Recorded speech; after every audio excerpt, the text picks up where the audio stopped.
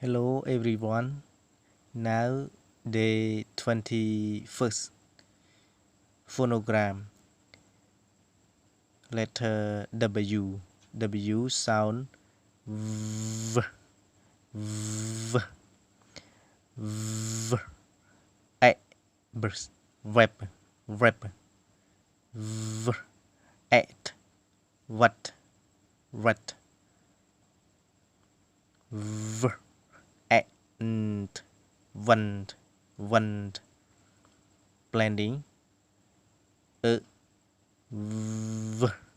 V. A. Ray. Ray. V. I. Will. V. Eight.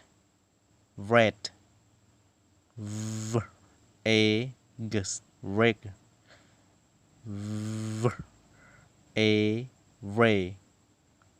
V. Est. Rest. Simple sentence. Jake Frog. Jake Frog can jump rail. Jake Frog can jump rail. Con cáiរបស់ Jake អាចលោតចូលអណ្ដូងទឹកបាន It will hop into the plastic pond but not get wet. It will hop into the plastic pond but not get wet.